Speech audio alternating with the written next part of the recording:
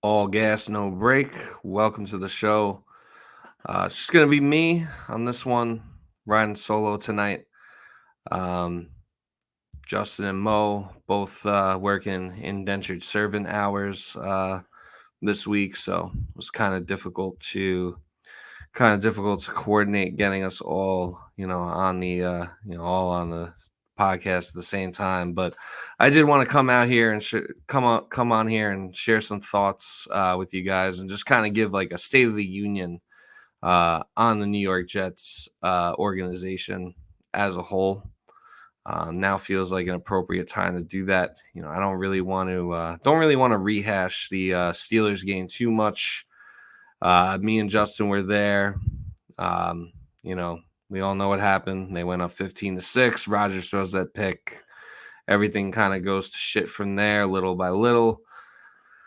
And then, they end up coming out flat or whatever their excuse was, but they don't score a single point in the second half. Steelers score 31 unanswered, and they beat us 37-15. If any of my Pittsburgh people are watching this, congratulations to you and congratulations to the Steelers on a well-deserved win. The Jets did nothing to deserve to win that football game, and quite frankly, the Steelers are the antithesis of the New York Jets. The Jets went up early in that game, 15-6. Steelers offense couldn't get anything going, and the crowd is booing. They're chanting for Fields. Me and Justin were there. It was a fun time until it wasn't.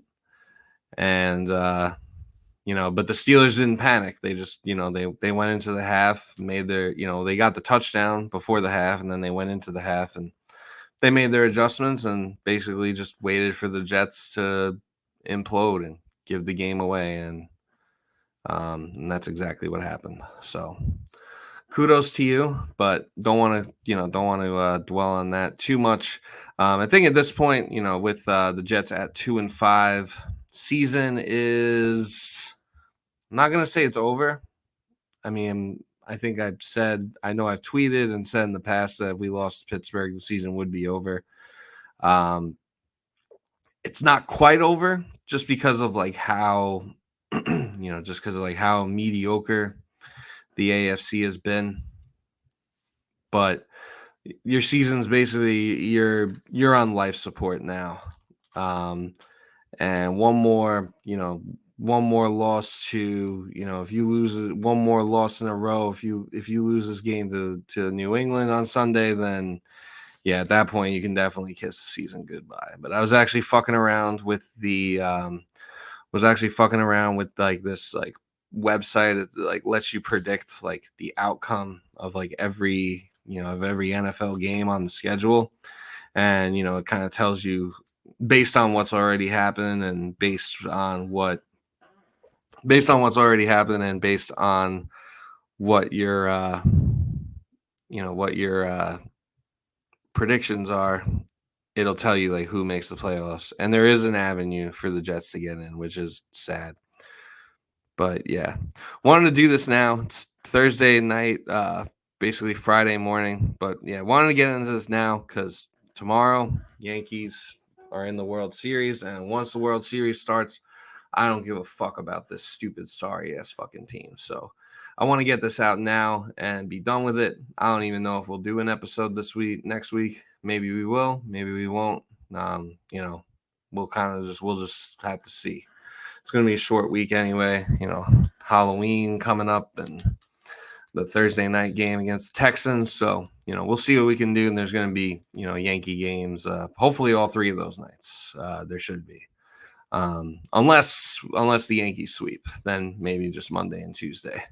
But other than that, if assuming the Dodgers win at least one game, there should hopefully be baseball Monday, Tuesday, and Wednesday. So see what we can do about squeezing a podcast in next week, but we'll see what's up. I also might be attending a World Series game. You know, Never going to financially recover from it, but I won't care about that money when I'm dead. So that's kind of the way I'm looking at this right now. But anyway, back to the Jets. So I want to do State of the Union, top to bottom, because what we've been seeing for the last 14 years since this playoff drought started, it's really been an organizational failure on really all levels, from ownership down to the front office, down to the coaching, down to the players. And beyond that, I think even there are even some things that like the Jets like PR team and like marketing team, social media, and like their their ticket sales reps do. And this isn't the call for any of their jobs. I'll call for Woody to step down, sell the team. I'll call for Joe Douglas to be fired. I was calling for Saleh to be fired. I'll call for people to be cut and traded. I'm not going to call for like the common working person's job, but I do think there are things that there are things that people in those departments and like those departments as a whole could do better as far as like the overall tone deafness of the organization. And really, it all starts at the top. So I'll get there, but want to just start from the top down.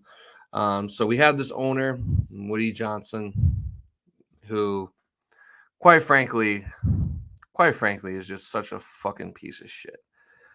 He is one of the worst owners in sports, and and he definitely has some. He's definitely like a money hungry grummy, and he definitely has some political views that are questionable, at least to me. If you don't think so, that's your prerogative. You're right, but I don't agree with how he thinks politically. I don't. He's also had several incidents where he's been accused of doing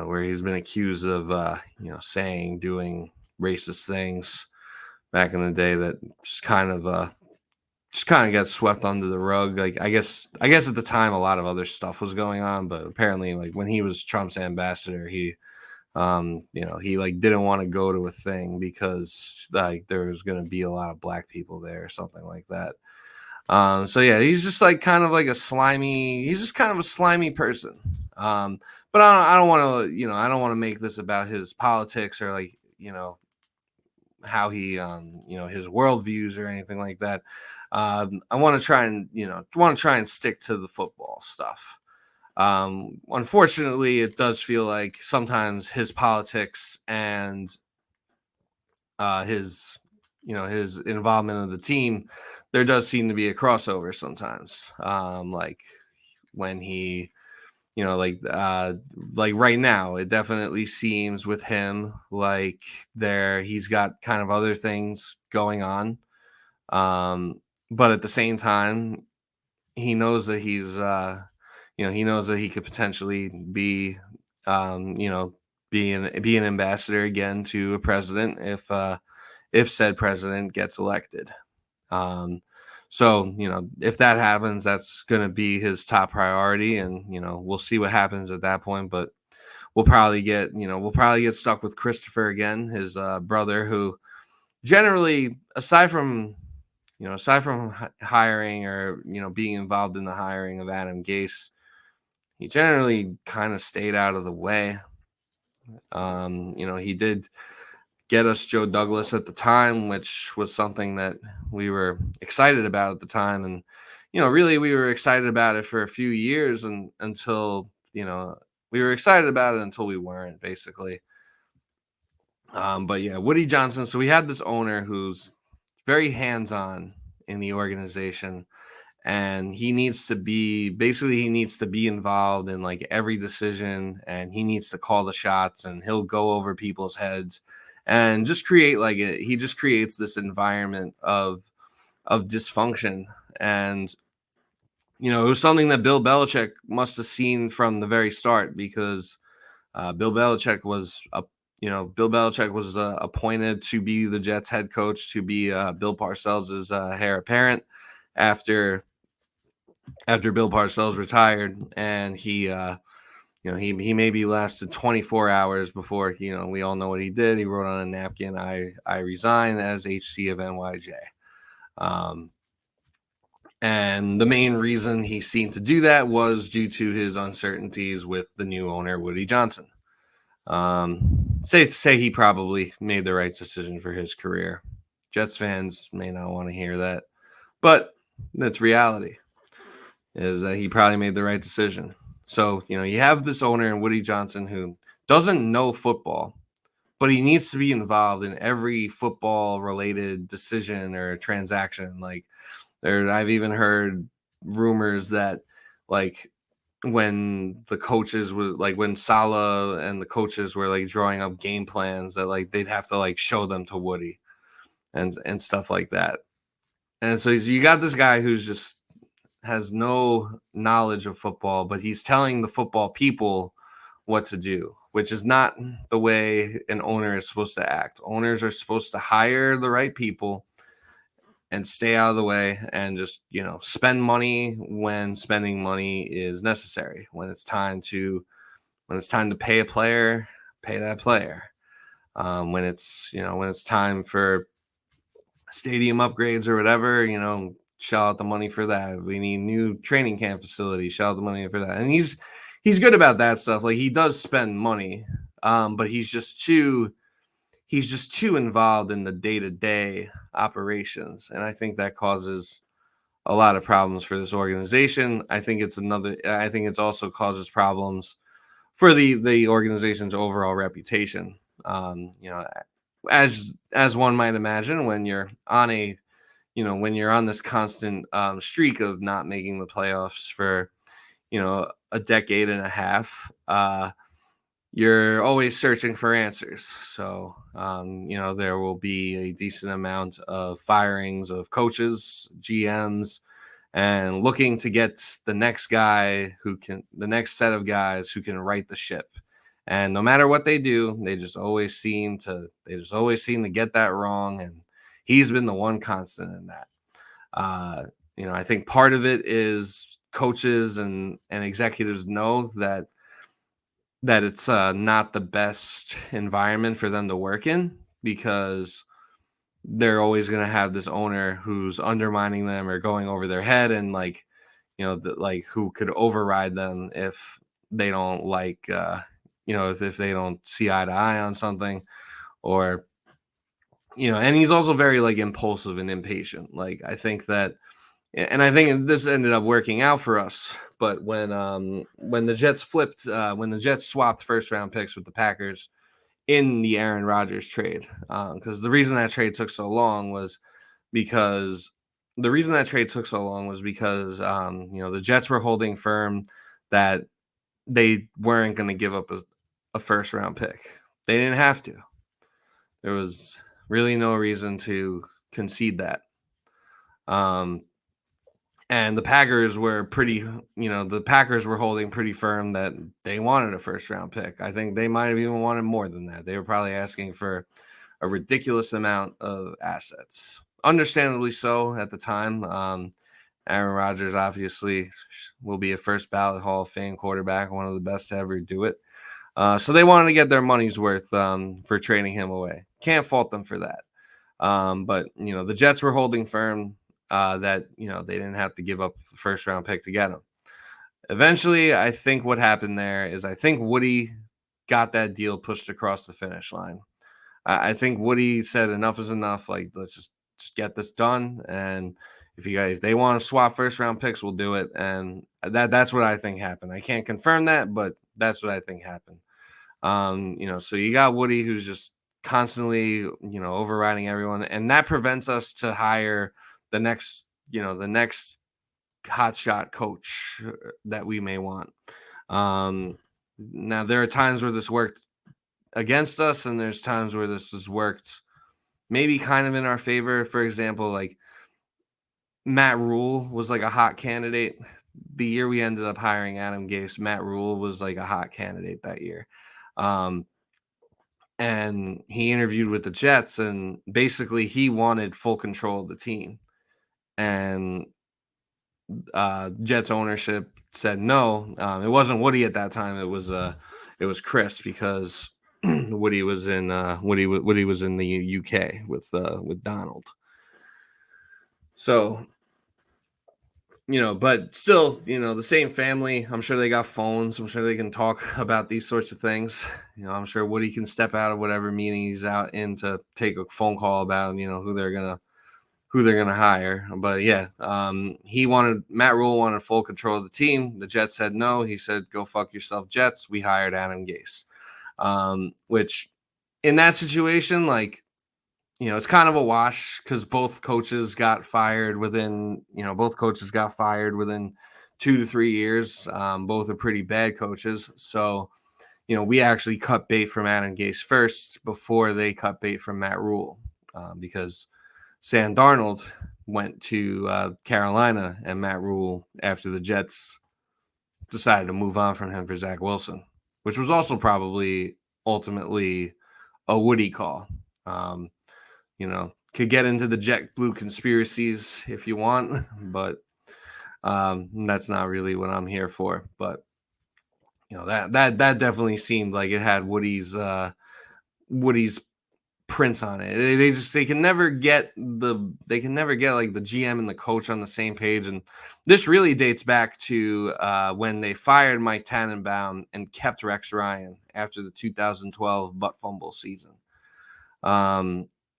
Now, I was okay at the time with keeping Rex, but they should have either cleaned house or stood pat, because they brought in John Idzik, who they had to hire an inexperienced GM. They had to hire an inexperienced GM because it was a forced marriage to a head coach that the GM didn't want. Because GM wants to hire their own guy. So that just wasn't going to work. And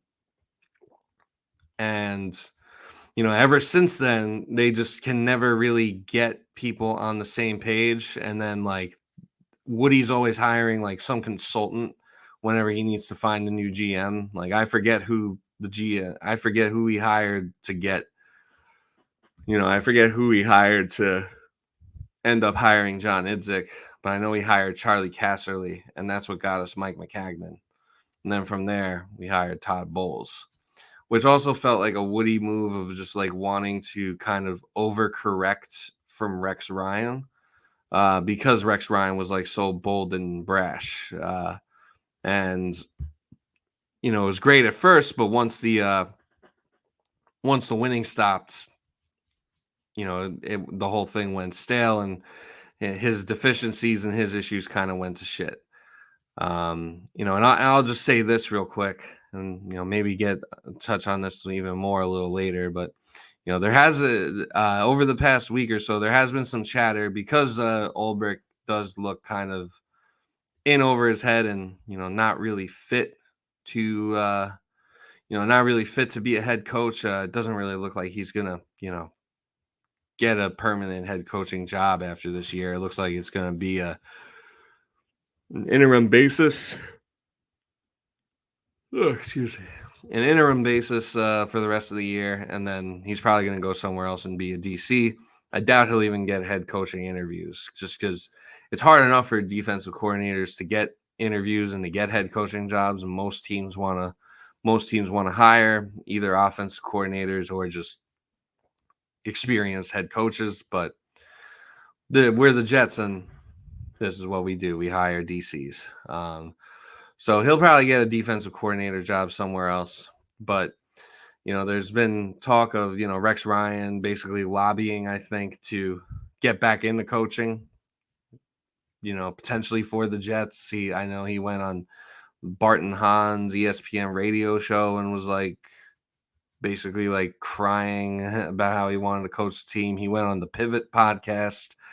He had a real fiery segment on the Get Up show where he, where he was yelling. He was like, "How about we be proud?" I don't see anyone being proud to be a freaking New York Jet. And I won't lie, you can call me crazy, you could call me drunk, you could call me a WFAN caller, call me whatever you want.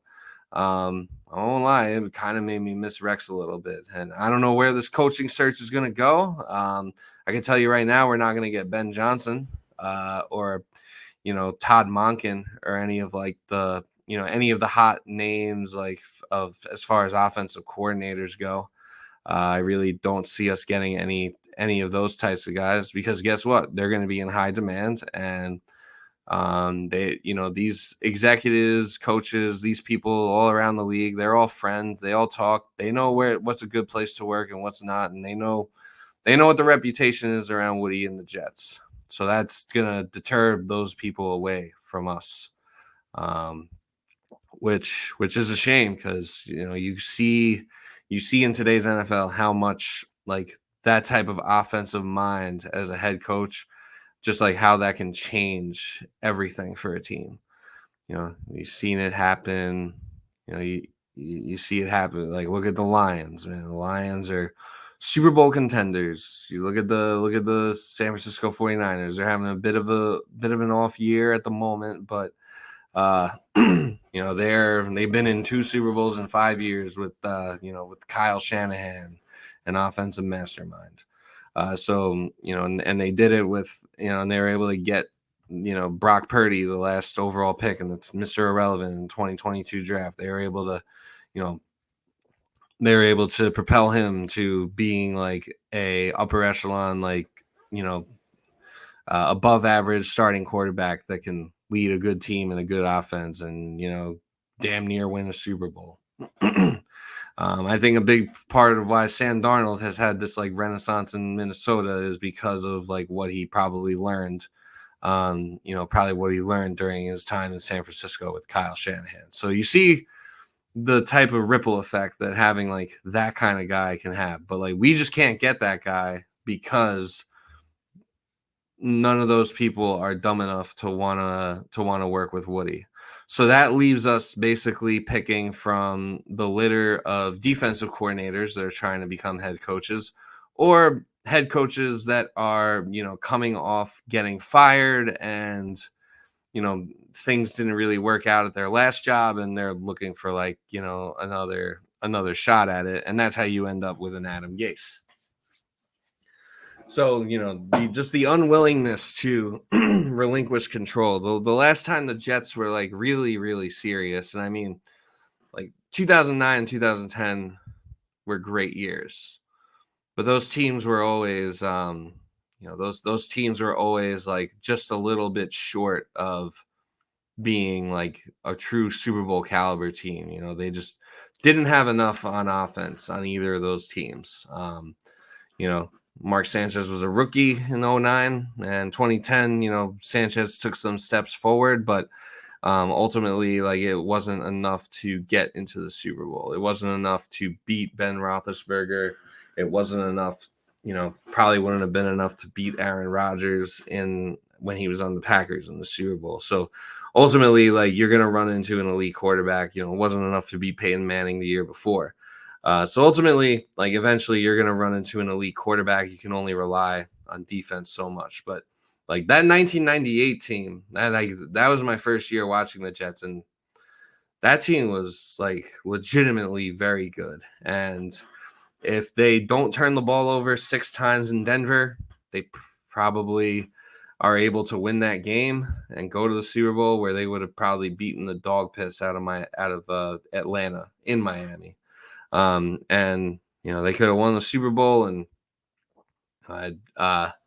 and all this would be for naught because I at least got one. But they fell just short in that game. But back in that time, the reason they were able to get Bill Parcells is because the owner at the time, Leon Hess, I think he basically knew like he was on his way out, that he didn't have much more time to live. And he really gave a shit about the team. And he said, he said, Bill Parcells, you have the keys to the castle.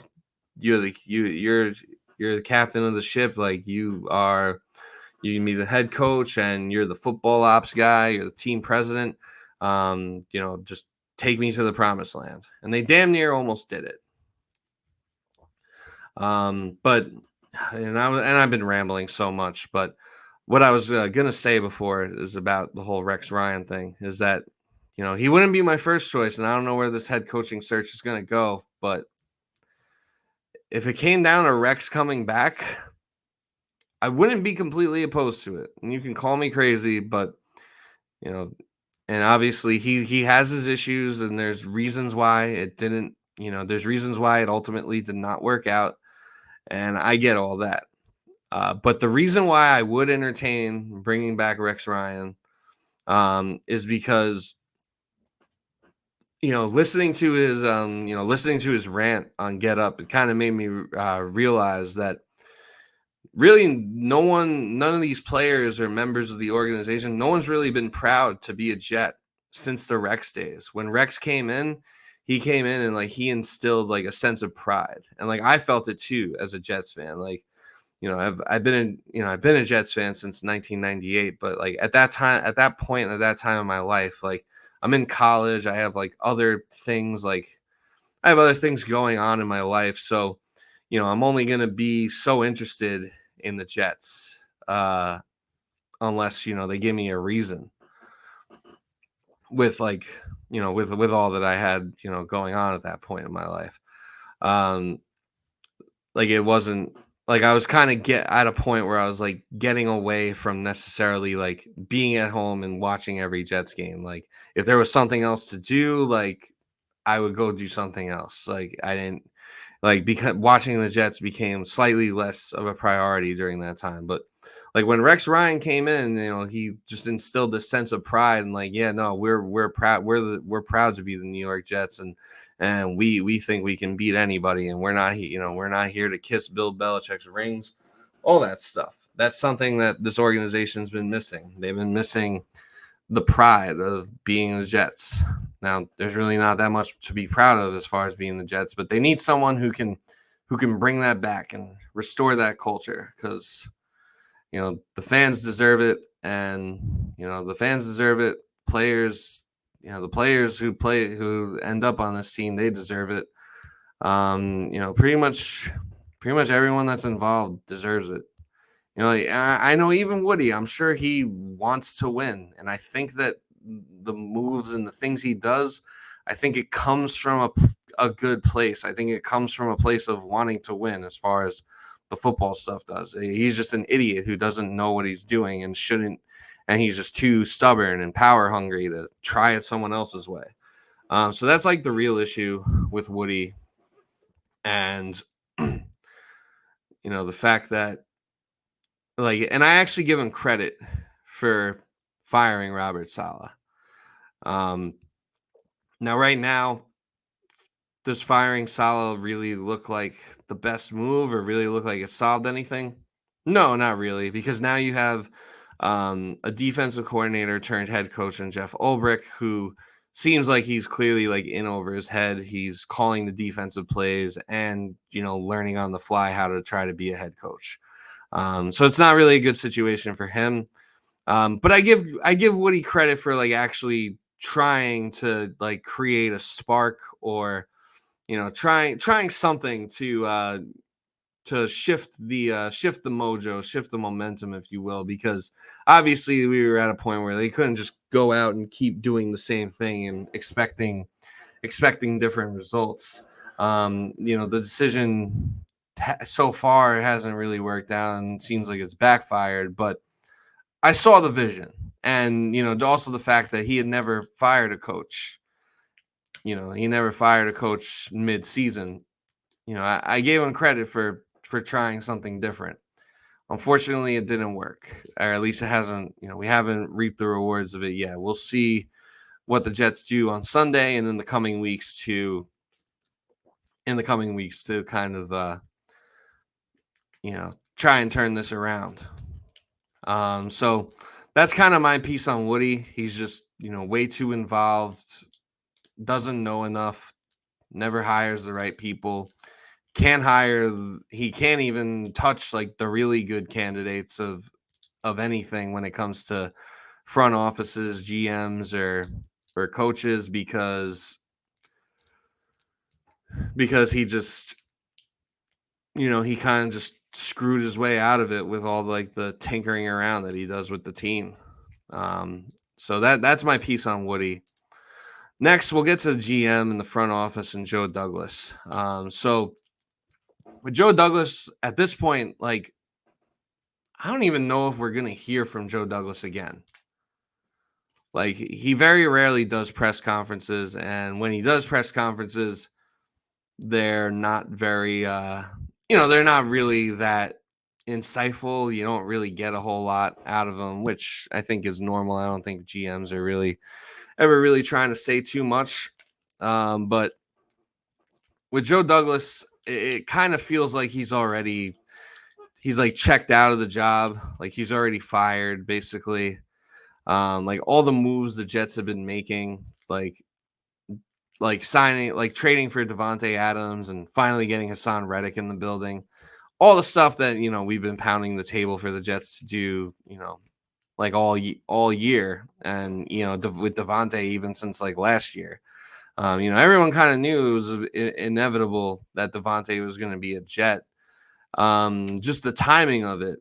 The timing of it felt very much like Woody was behind it, and that like Woody and Aaron Rodgers are like co-GMing the team, which also roots back to Woody. But I did hear from I did hear a rumor from someone on Twitter who may or may not have sources.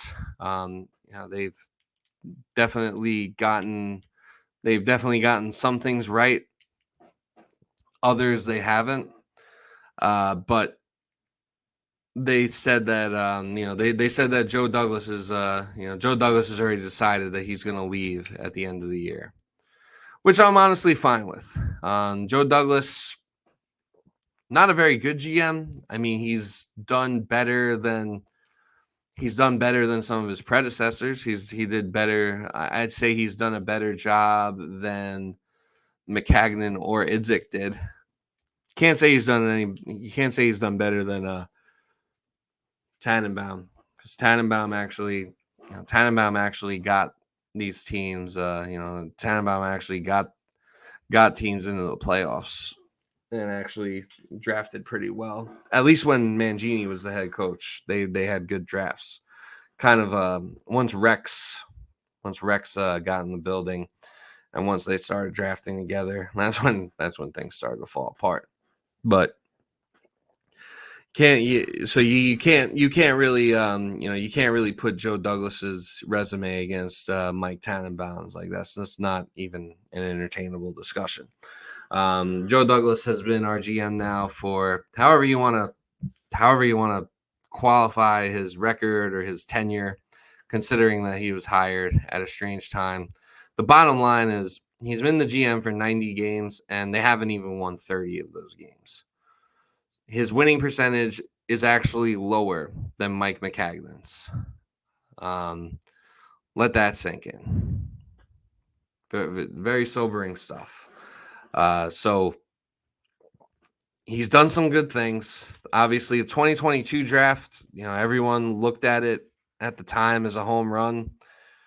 Right now, I'd still say it was a pretty good draft, but I don't know if it's necessarily aged as well as we thought it did. Other than that, he's made some good picks here and there. Will McDonald, that's looking like a good pick, even though people questioned it at the time, and I think people were reasonable. I think the questions were reasonable at the time, but Will McDonald's balling out and shutting a lot of people up. But aside from that,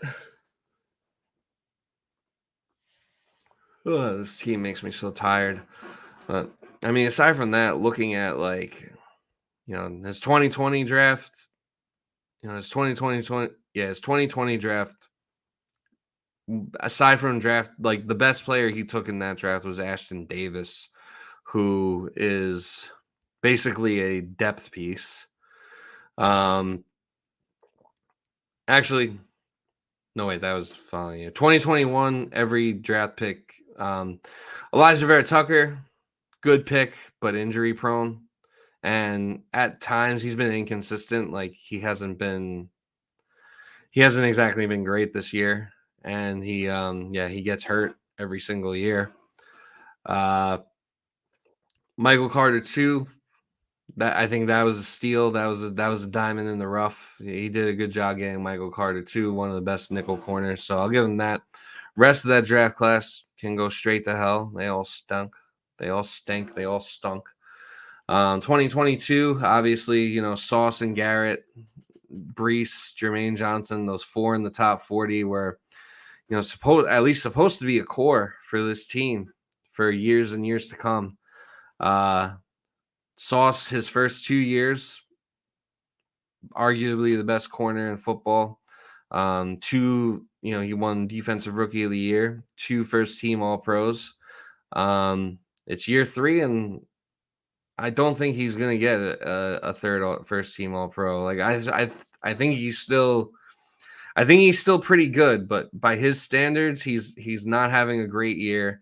And for as good as he is in coverage, he doesn't get, he doesn't really intercept the ball really ever. He hasn't gotten an interception since his rookie year. When he does get the opportunity to intercept the ball, he drops it.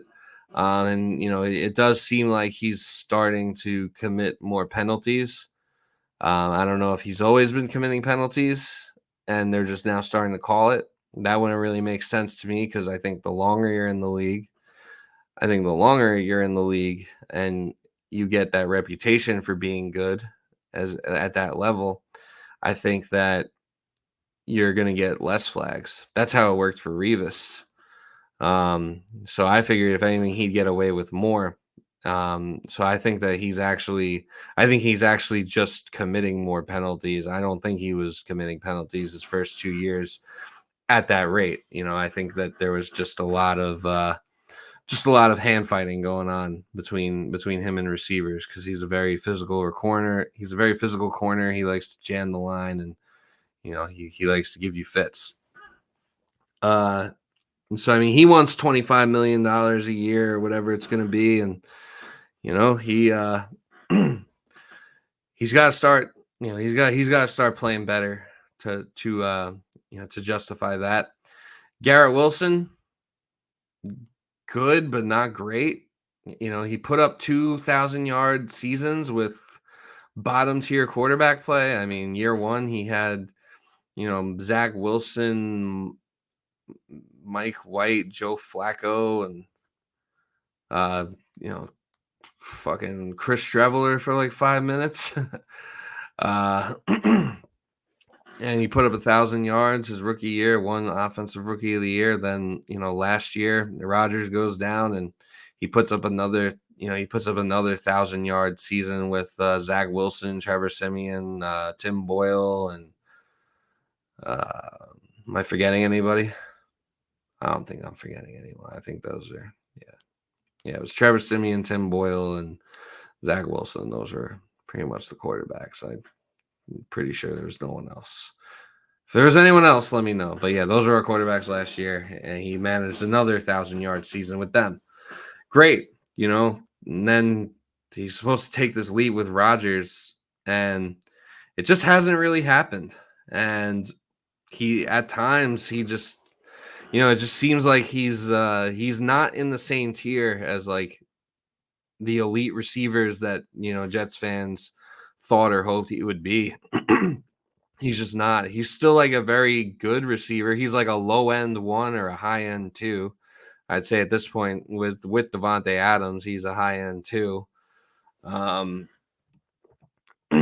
I digress. And I would love for Garrett Wilson to be, a long-term, a part of the Jets' long-term future. But I have my concerns as to if that's whether or not that's what he wants. There have been rumors as of late. There have been rumors that teams have been calling and inquiring about the availability of Garrett Wilson. And I don't anticipate him getting traded, but definitely not this year. But say this keeps say this thing keeps trending in the direction it does. Say we keep losing games, we miss the playoffs again, Rodgers retires or whatever happens, or even if Rodgers doesn't necessarily retire, he'll be 42 and another year of like a broken down body. Um, Garrett Wilson went to Ohio State. They did a lot of winning at Ohio State. He's not he wasn't really accustomed to losing at this level.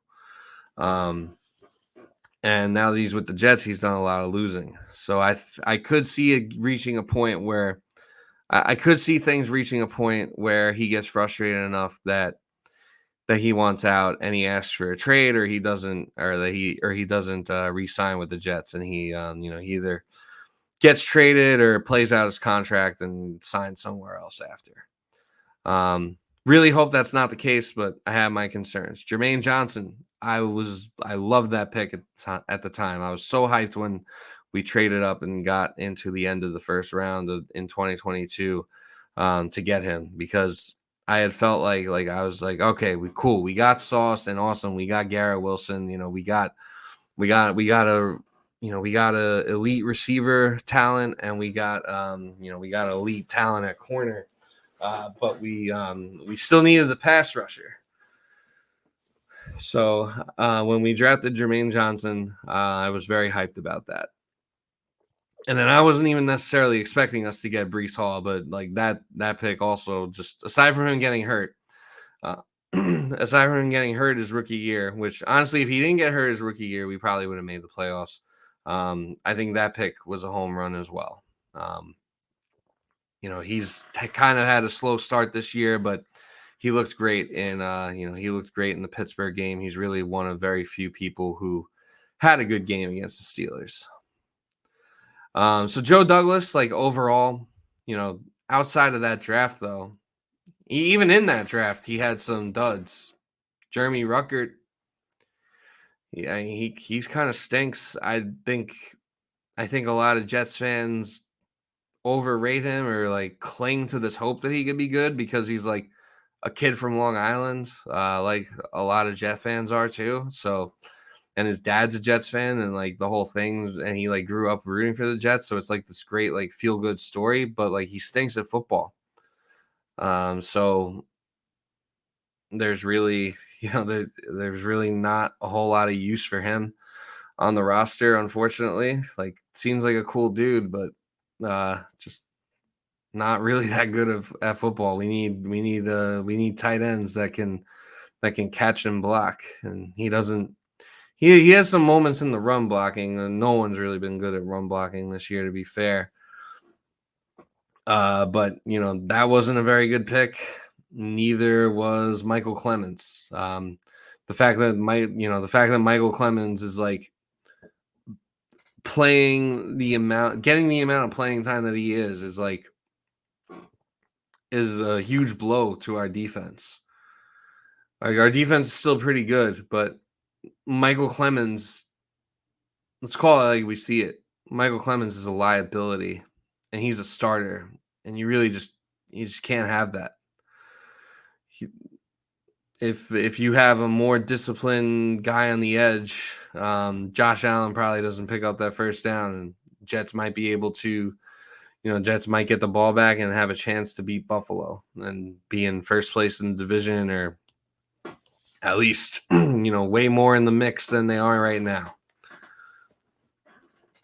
So even in that 2022 draft that everyone loves so much, he had his duds in that.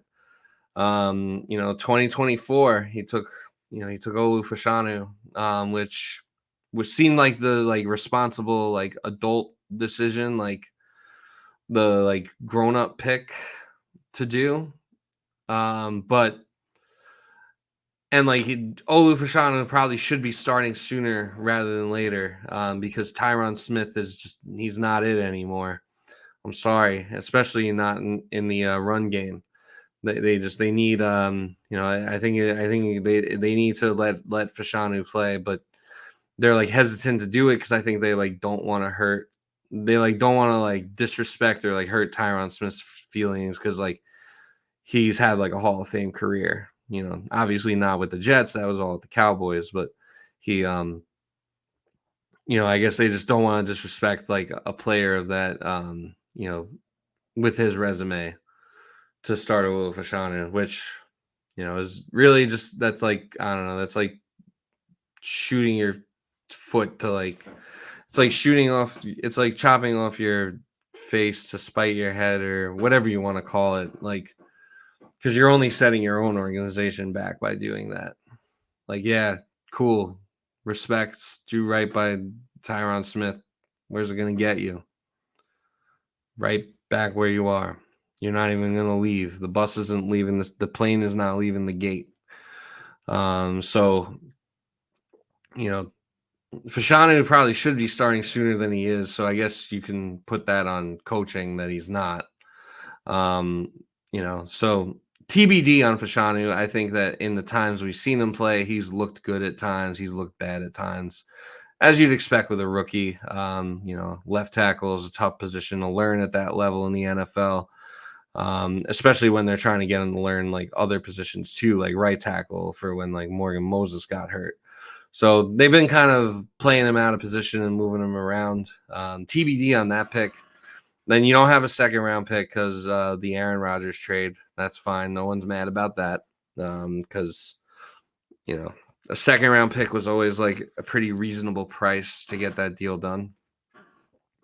But then in the third round, you take Malachi Corley, who, and I like Malachi Corley, and I want to see Malachi Corley play, but you had 2 picks in the top 100, and you used both of them on backup players in a year where you're supposed to be all in. This is supposed to be the year you either sink or swim, either go to the playoffs or everyone get the fuck out because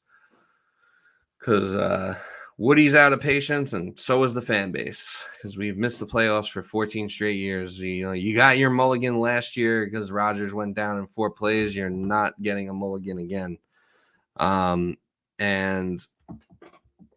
now, so you made that move, and yeah, and then like you trade for Hassan Reddick, but you don't finish the transaction, and that causes him to miss the first 7 games of the season.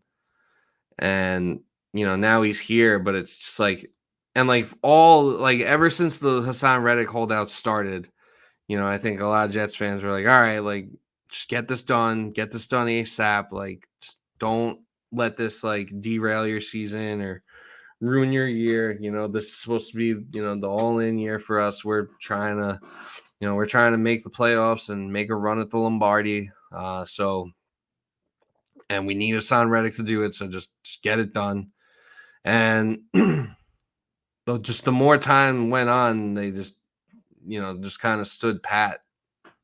And it showed that defense was missing his presence. I don't know if you could really miss someone you never really had in the first place, but there was definitely a lacking presence of another edge rusher, another pass rusher besides Will McDonald.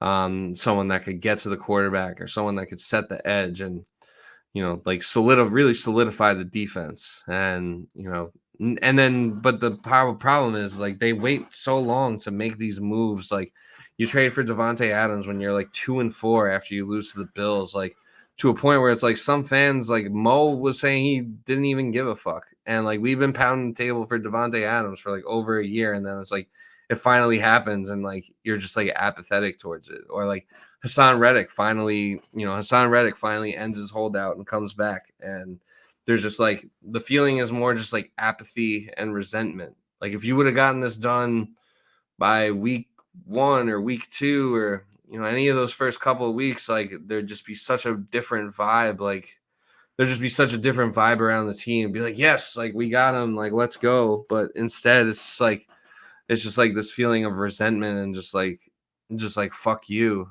And then like that video that they posted, and this is kind of what I was alluding to with like some of like stuff with like the marketing and the PRs and the socials with the Jets, like posting that video of Hassan Reddick, just so incredibly tone deaf, in my opinion. he first of all, he comes off like such a douchebag. Like he's just like, "Hey, what's up, guys?" Like very much like when Justin shows up on this podcast like an hour late, and he's like, "Hey guys, so what are we talking about?" Like it's like similar energy, except like this guy is getting paid millions of dollars, and he was just sitting at home. At least Justin shows up for every podcast almost. He didn't miss the last 7 podcasts, and Justin didn't put us in this 2-5 hole, but it had that energy like, oh, hey, what's up, guys? Like, hopefully we can go on a run. Meanwhile, he's looking like fat and out of shape. Um, it was just like, and the way they were just like, oh, hey, Hassan, like in the caption when, like 60 days ago, they were writing statements about how they weren't going to trade him and how he was expected to report and continue to get fined and all that stuff, which I thought that statement was incredibly tone deaf and stupid as well, and just gave you the opportunity to look worse and worse. So they make these moves, and it's just like, and I can't really blame Joe Douglas for it too much because it seems like it's just Woody running the show at this point. But it's like, where was this urgency, like in the off season and training camp? Like, where was the urgency to get these deals done? Like before the season started or before things started to slip away? Like why the Jets are always, and this is like an organizational wide thing, the Jets are they're never proactive, they're always reactive, and that's why we're constantly in these situations. So overall, Joe Douglas, I mean, the record speaks for itself. 29 wins in 5-6 years, whatever it's been, not good. He's probably going to be fired at the end of the year. He's probably already cleaning out his, desk in his office. And I wouldn't be surprised if we don't even hear from him again. Like, I don't think we're going to get a Joe Douglas press conference again. I think we'll probably get another Woody press conference saying that he's been fired at the end of the year. Now down to the coaching. So, you fire the Jets have had obviously, and this is a player problem too, but the Jets have definitely had a problem with energy this year. That's been apparent for a while, but it's really become a talking point over the last week or so, with the arrival of Devontae Adams and calling out the locker room for lack of energy. More on that when we get to players, though. But you're in this situation with the coaching staff where the time to make a change at head coach would have been last year. And it makes no sense to me. Everyone's talking about how Rodgers like got Saleh fired, and maybe that's true. I'm sure Rodgers was aware of it before it happened. I highly doubt that Woody Johnson and Aaron Rodgers had a conversation the night before Saleh was fired, and that something about that didn't come up. Highly doubtful. But like this whole idea that like Rodgers got Saleh fired, if he was so down to get him fired after like 5 games into this season, most of the problems that have exposed themselves over those first 5 games were very apparent problems last year too. Like, you were at the games, Aaron. You were there, like throwing footballs and like teasing a comeback, teasing the comeback of the century. Like, were you not paying attention to like the coaching and what was going on? Because like we could all see it. The time to fire Saleh and get a new head coach, and I think you could have also cut bait with Joe Douglas at this time, but the time to do that was after the season started, not 5 games into this season. And now, you got Jeff Ulbrich, who I feel bad for Ulbrich because, this is like his one shot at like a head coaching to like prove himself as a head coach, because like he had struggled enough to get interviews, and he was someone that, given his body of work as Jets DC, definitely deserved consideration. But that's just like not the direction that the league's going in. So like his real opportunity to prove himself as a head coach is right now. And so far he's 0-2, and a lot of it's not really his fault. He's just kind of learning on the job. But it definitely seems like he's in over his head. So like overall, like it's just like this trickle down effect where the Jets like don't really have, and then of course the offensive side of the ball, like Nathaniel Hackett just wasn't it. Todd Downing, definitely an upgrade. I don't know how much better he is than Nathaniel Hackett, but he is definitely better. The play calling at least has been better the last couple of weeks. But still, I don't know if he's really it or anyone. Then you have Keith Carter, who's one of the worst offensive line coaches in all of football, who players on this team hated playing for. There's a reason why Mekhi Becton like can't keep the Jets out of his mouth, and I'd say most of that probably has to do with Keith Carter. I don't think he liked Saleh either. I don't think they ever really, gelled him and like the Jets coaching staff once Saleh took over because he wasn't really one of their guys. He was a Gase draft pick. So there's been like kind of this disconnect between the coaching and the players, and that was pretty apparent for a while. And I think Saleh needed to go. They just did it too late. But now you're in the situation where like there aren't really any leaders, and that falls down to the players. There's really like doesn't seem like there's really any leadership on this team because like you're not getting it from above, and it doesn't seem like you're getting it from within either. Like Rodgers can talk all he wants and act like he's the leader of the team, but I don't really get the vibe that he is. I mean, he'll go on press conferences, he'll throw Mike Williams under the bus, he'll throw Garrett under the bus a little bit. Basically, he'll basically throw whoever under the bus when things aren't going well. Like that's pretty questionable. And the whole thing with Devontae Adams coming in and after the Steelers game, we all know that he made like a big fiery speech in the locker room, basically talking about how like there was a lack of energy and how there's this lack of energy and how Brees Hall made that great play where he went 60 yards down the field, almost scored a touchdown, and they got like no reaction from the sideline. And in that moment he felt like they needed a little more, and like how football is supposed to be this contagious game, and like all units are supposed to feed off each other and like feed that energy off each other, and how it just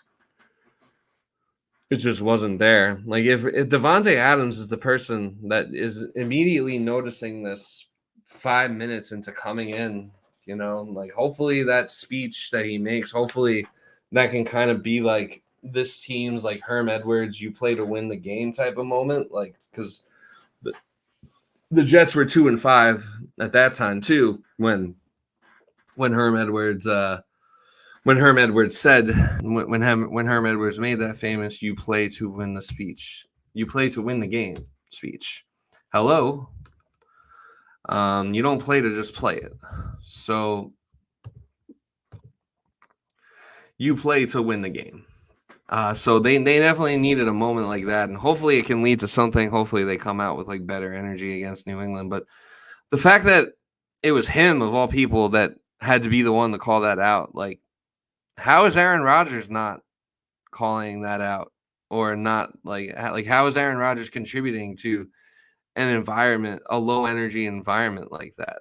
Like is this just like a retirement party for him? Like I guess it kind of seems that way at this point. I mean, he sold us this whole bill of goods about how he was going to lead us to a Super Bowl, but seems like more it's like it's just a retirement party for him and his friends, and like he just came here because he wanted to play GM, and we were the only team desperate enough to let him do it.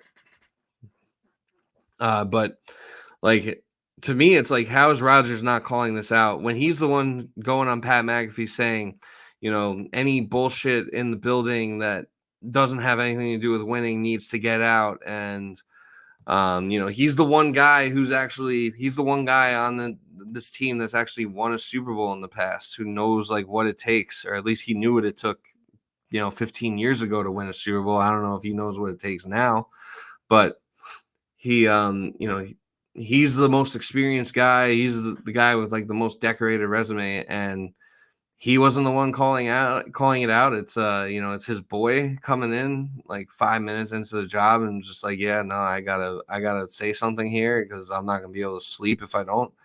Like, this is stuff that should have been addressed a long time ago. And you're just figuring all this out now, when basically it's too late. And the rebuild is coming. The tearing down of this team, like, I don't know if it's going to be next year or 2026. I don't know if they run it back and try and do like a one true last dance Jets type of thing with Rodgers and whoever. And I don't even know, with that Rodgers and Devontae, and I don't even know who would be the coach at that point, because no one's going to want that job. Like, they'd almost be better off just like ripping off the Band-Aid and just starting over after this year. I really have reached a point where I think that, but it's coming either way. It's either going to be next year or 2026 at the latest. And that's, I think, is why the season ticket prices, and I meant to include this in the Woody segment, but that, I think, is why the season ticket price. I have two theories on the whole season ticket prices going up. Number one, they know Rodgers is going to be out after this year, and they want to get your money now before people like lose interest in the team. Number two is they know that like, this is going to, either way, it's like a we need your money now type of thing. And number two is that they know, if not that, they know that, at most they have one more year of potential competing or selling you on the idea of competing. I don't even know what to call it at this point. So they know that like next year's probably the last year, if it's not this year.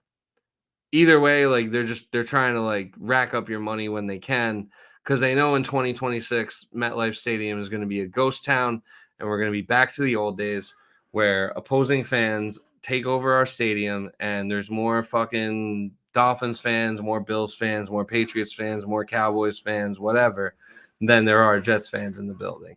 And they're trying to cash in on the Jet fans now. So those are my theories as far as that goes. Or, it might just be election related. Woody just wants his money before he goes to the UK, if Trump does win. So, either way, that rebuild is coming, and it's going to be ugly. But like, you knew this whole time. We knew that this was like a 2-year max window, 2 to 3 years, when, at this point it's like this year and maybe next year. But, you knew in 2023, when you got this whole band together, you knew it was going to be a 3-year window max. And you're just figuring out these like very simplistic like football issues now, that like, oh, now you figure out we don't have energy. So the players, I think a problem with the players too is the way they have been coached, where Saleh never held anyone accountable. And I think his whole thing was, or he would act like he would hold them accountable, but he'd be like, oh yeah, I'm not going to like embarrass these guys. These guys are grown men. They don't need to do sprints or push-ups, which is fine. You don't have to be a drill sergeant to hold players accountable. It could be something as simple as like, just like, oh, you committed a false start penalty. Come out for a play. Come out for a series. Can't be having that. They got to do something. Because you can't just keep not correcting it and just allow it to keep happening, and then like piss on our leg, tell us it's raining, and tell us nothing's wrong. And obviously, like, the penalties haven't really been cleaned up under Ulbrich as well. It's probably unreasonable to really expect a 180 in that department. But yeah, there's just like no, there's just no like adults in the room. I thought Rodgers was supposed to be the adult in the room, but he hasn't been that. He's been, if anything, he's been childish, like more childish than some of the vets. And I think I think that certain players on the team, like Garrett Wilson and Sauce, like maybe they just kind of started feeling themselves a little too much or smelling their own farts a little too much, and like they think their shit don't stink, and they're like kind of hitting like a wall as far as like getting better goes, is like kind of my concern there. I mean, like I don't know if Devontae Adams coming in and like, because Devontae Adams coming in was like, that's kind of a clear demotion. If you're Garrett Wilson, that's kind of a clear demotion. Like, oh, I'm the number 2 now, because that's Aaron's boy. So like I'm option 2. I don't know if that like fucked with him, and maybe he's pressing, and maybe that's why he's like making these mental errors, like dropping a ball that should have been caught and leading to that interception. I can't get inside the mind of a Garrett Wilson. Well, let's call Greg Jennings and get inside the mind of a Greg Jennings while we're at it. While we're calling all of Aaron Rodgers' friends to try and to try and right the ship here. But yeah, it's just like this directionless team. You've heard the cliche that's been said over and over this week, how it's like a roster and like an assembly of players, but it's not a real team. They have talent, but they have talent, but they don't have cohesiveness. And these are problems that they need to figure out quickly if they're going to save this season. Otherwise, we'll be firing up the mock drafts here pretty soon. But and then lastly, I just want to get to, also like, you got like Quinnen Williams is underachieving. There's just like a lot of inconsistencies across the board with the team and the players of this team that are like supposed to be the star players. Like, and they kind of just don't do enough on defense. Like, yeah, the defense is good and it keeps them in games, but and that's the difference between like a defense like the Jets and a defense like the Steelers, is like the Steelers defense will actually win you games. The Jets defense will just keep you in games, but it doesn't matter if you keep squandering away those opportunities, and like not playing complementary football. And obviously Rodgers starting to look his age. I don't know what it is with Aaron Rodgers. He for his whole career, he was like probably like the smartest quarterback I've ever seen. Like him, Tom Brady, and Peyton Manning. Those are like the 3 smartest quarterbacks in their primes that I've ever seen play. Rodgers would never turn the ball. I think he turned the ball over less than Brady and Peyton did, like at the height of it. Now he puts on a Jet uniform and he's throwing in at least one interception every game. I don't get it. Like, what is it about putting on the Jets green and white that just makes you prone to throw interceptions and make dumb, unnecessary decisions, like forcing a ball into triple coverage when you have a 9-point lead going, that you could potentially go into the half with? What is it about that? So we're definitely a team at a crossroads right now.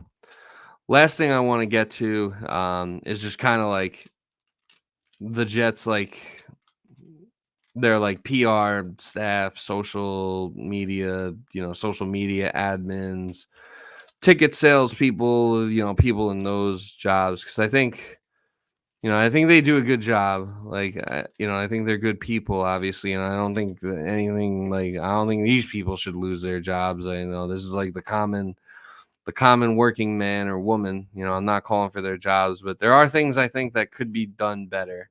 I think that sometimes the Jets social media just comes off as very tone deaf, like with that whole Hassan Reddick post. Just like, what are we doing? Or the time we drafted Christian Hackenberg and they couldn't find any highlights of him throwing the ball. So they had so they had to pull up a video of him running and like, highlight how fast he is. It's like, you just drafted a quarterback in the second run. You couldn't find a highlight of him throwing. That's something that's like always, oh, that's just something that's always irked me so much. And it dates back, and like the Jets they just transcend losing. But yeah, I mean the social team, I mean they're doing the best they can. Their job is to create content, and their job's not to their job's not to tell you how much they suck. And that's for you to figure out on their own, I guess. So it's hard to really hold it against them, but sometimes it just feels like very incredibly tone deaf, like at times, like with that whole Hassan Reddick thing. It's just like, why would you do that? Like basically anything with that situation. And then, just touching a little bit on like some of the sales reps who, I think they're good people who do a good job. Like I've talked to one Jets tickets sales rep. I think they got my number because I like bought tickets, and sometimes they'll hit me up and be offering some sort of like packages and deals for certain games, and I'm like, yeah, I'll let you know. But I always say, like, I'll always throw something in, like, yeah, it'd be nice if we could, because you're the only person in the organization that my voice is actually being heard by. So like I'm not expecting you to go run tell Woody Johnson that some fucking douchebag thinks like you need to win games or sell the team, or that you need to sign Hassan Reddick today, yesterday, and not tomorrow. Um, I'm not expecting that, but it's like you're the one person who you're the one person in the organization who like can actually hear me. Um, so like and like this is the case for a lot of fans too. So like that's who fans vent their frustrations to. And I've just heard a lot of stories from season ticket holders about being treated poorly. Um, you know, uh you had Will C Pizza go and post a video about his season ticket package that he got in the mail. Like when you're a season ticket holder of like a team, it's like normal for them to like send you like a gift or like a little something as like a thank you for for the support of being a season ticket holder.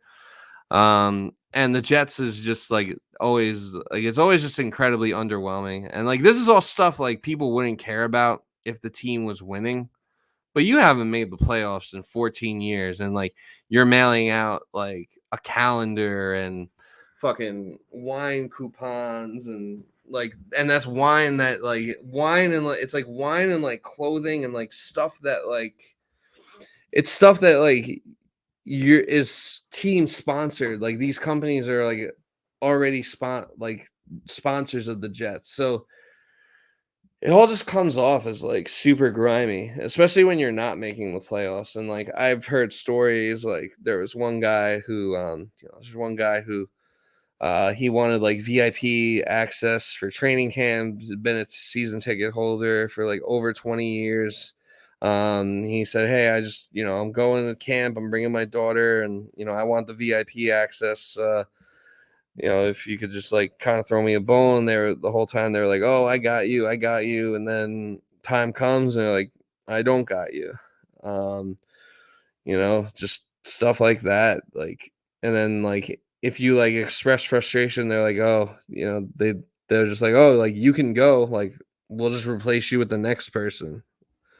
That's kind of like the mentality is like basically either like it's basically like either like deal with our shit or don't. It's like it's very like narcissistic and like abusive in a way, which definitely describes like the relationship that a lot of fans have with this team. Um, and something needs to change. At this point, I don't know what it is, because it's just like everything's just so broken, like all within the organization. Like, and then they'll always, and then they'll post some shit like a highlight reel of like a 35-7 loss, but they'll be like, "Oh, look at this catch by Garrett Wilson." It's like, dude, we don't care. We don't care about the circus catch, which Garrett Wilson doesn't even really make circus catches that often. But like, it's like we don't really care about the highlights if you're not winning. Like, just give us something. But yeah, it's just like, they don't show their fans, the ones that have been there, they don't really show them any extra love. Like they can't do anything like just like I don't know, like fucking exclusive merchandise, exclusive clothing that, only season ticket holders have access to, or just like a commemorative like the Raiders, like they stink, but they have like a fucking like treasure chest or something that they like give their season ticket holders that is supposedly like really cool, or like the Chiefs give like commemorative like Super Bowl tickets or Super Bowl rings and stuff like that, like which they don't even have to do that. I don't think their fans would give a fuck if they didn't get a commemorative thing because they won, so they don't care. But like when you're losing for as long as the Jets have, like you just got to I don't know, you just it's a bad look, and it just seems like no one wants to take like accountability. And like I get it, it's not the season ticket reps fault that it's not the reps fault that the team sucks and they have a tough job. I've worked in sales, so I know how it is, but I've also worked in sales long enough that it's like when I'm selling a product, if when I'm selling someone on a product and a customer is not happy, I don't just say like, "Oh, we already got your money, like fuck you." It's like, no, you got to try and figure out a way to make it right. It's like if you're selling someone on that they're gonna have this great product or this great experience, and you're falling short as a company, like it's kind of your obligation to try and make things right. Obviously within reason. Sometimes customers can be a little unreasonable, but man, like we just want to see this team win. That's all we really want at this point. Anyway, that's basically my 2 cents on the state of the Jets. Pretty much, they just need to come up with a plan, a complete organizational plan, and whatever plan they come up with, just do the opposite at this point because nothing you've done has worked. But yeah, just I don't know, treat your fans better, and just stay out of the way. And I don't know, like look at what teams that win what they do, and try to emulate that. And I don't know why that's like so difficult for us to do. And also like another thing too, like with like as far as ownership goes, is like like for example, the Chiefs owner, before they got Andy Reid and Patrick Mahomes, the Chiefs owner was considered like one of the worst in the league. He was like in all the NFLPA like surveys that they give to the players, like for like your like the workplace surveys, like he was like a F minus owner, like where they rate like the facilities and the treatment and all that, like all his grades were really bad until they got Reed and Mahomes. So part of it too is just kind of like falling into the right coach and the right quarterback that can mask a lot and that can fix a lot. But the Jets just haven't done it, and all these problems on all these levels are just all these problems on all these levels are just like seeping through the cracks, and it looks really bad right now. So that's pretty much my rant on the organization. I'll close this out. Not gonna do like picks or anything like that, but I'll close this out by saying the Yankees are gonna win the World Series in 7 games. I do think the Jets will beat the Patriots this week. I don't think it will be. I don't think it'll be as comfortable of a game as the last Patriots game, which at this point feels like 100 years ago. I don't think it'll be like that game, but I do think the Jets will manage to win the game in New England, and I'm gonna say they win. I'll say they win like 23 to 14 or something like that. Uh, I got 2 upset specials for you this week. Um, I got the Browns beating the Baltimore Ravens, and I got the Giants beating the Steelers on Monday Night Football. I think the Browns are gonna have a. I think division games are always weird. And I think the Browns are gonna have new energy with Jameis Winston under center now that Nasty Man's out for the year. By the way, if someone's like a piece of shit human being like that, it's okay to be happy when they get hurt. Like there's really nothing like morally wrong with that. Like if you want to celebrate Deshaun Watson's injury, like you should be allowed. So yeah, I think the Browns find a way to beat the Ravens. I think they got new energy, and I think they'll come up with a divisional upset. Steelers, they've been riding high lately, but they do always play down to their competition. I mean, I guess maybe not when it's the Jets, but the Giants are also 2-5, but there's a lot less talent. Like they feel like a lot more like a team that's supposed to be 2-5. So I could see the Steelers sleeping on them a little bit. I think they got their bye week the week after. So I could see that being a bit of a trap game for Pittsburgh. And I don't know. I feel like they're due to like lose a game to a shitty team, like when they lost to the Colts earlier in the year. Although the Colts are like kind of a crapshoot team at the moment. But anyway, I think that's about all I got. Pretty much emptied the clip here. Just needed to get that out there before the World Series because come tomorrow at 8:00, I don't give a fuck anymore. I won't give a fuck unless they start winning. So yeah, that's pretty much all I got. Woody Johnson, sell the team. Let's go Jets, and we'll see you. We'll see you when we see you. Peace.